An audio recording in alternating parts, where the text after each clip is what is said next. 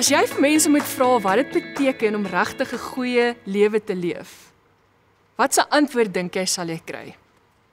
Jy gaan heel waarskynlik allerlei antwoorde kry. Sommige mense sê, dit gaan oor sukses, 'n goeie werk, 'n mooi huis, 'n gesonde familie. Ander sê, dit gaan oor geluk, omdat elke dag iets het wat jou kan laat glimlag. Ander dink, dit gaan oor vryheid, om te kan doen wat jy wil.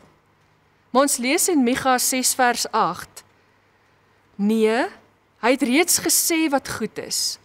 Die Here verwag van julle om reg te laat geskied, om liefde en trou te bewys, en om nederig voor God te lewe. Hier kry ons 'n eenvoudige, helder antwoord op die vraag. Wat vra God eintlik van ons? Nie 'n lys van 100 dinge nie, net 3. Doen reg, bewys liefde, wandel nederig saam met jou God. Ek hou van eenvoud.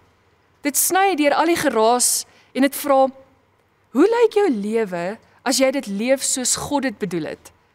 Dit lyk soos 'n mens wat in die lig loop. Die Bybel sê tog immers dat ek en jy sout en lig is. En lig is altyd in beweging. Dink daaraan. As jy 'n lamp aansteek, bly dit nie net in een hoek nie. Dit versprei, die lig vloei in die hele vertrek in en verander die hele atmosfeer. Lig verdryf die donker. Dis dieselfde met God se liefde. Sy liefde verdryf alle vrees en dit maak heel. Micha sê, doen reg. Dit beteken, ek kan nie net toekyk wanneer iemand seer kry nie. Liefde laat my intree, al is dit ongemaklik. Dit bewys, ons bewys liefde en trou deur in te tree. Dit beteken dat ek aanhou. Ek doen nie net vinnige, eenmalige goeie daad nie, maar ek leef daagliks met deernis en liefde. Dan sê hy, wandel nederig saam met God. Dit beteken my hele lewe, my gewoontes, my keuses, my omgang met mense word geleef in 'n ritme van nederigheid, vol van liefde. Dis 'n lewenstyl, nie net 'n projek nie. Dis nie net 'n een keer 'n jaar sending liefdadigheidsaksie nie. Nee, dit is elke dag lig wat saam met my en jou loop. In ons werk, by jou huis, in jou gesin, in jou buurt, in jou spar, waar jy ook al beweeg. Ek onthou 'n onderwyseres van my op skool. Sy het nie die hardste stem in die lokaal gehad nie, maar sy het 'n manier gehad om elke kind te sien. As jy moedeloos gelyk het, sou sy jou nader trek en vir jou vra, wat gaan aan? As jy trots was oor iets, sou sy dit raak sien en sy sou saam met jou glimlag. En jare later het ek besef, sy was lig wat geloop het. Die lig het saam met haar geloop. Die liefde van God het deur haar geskyn. En haar lig was nie dramaties nie, dit was nie groot of opdringerig nie. Dit was 'n eenvoudige, konstante teenwoordigheid, wat kinders laat glo het, hulle maak saak. En dit is presies so Jesus se lig deur gewone mense skyn.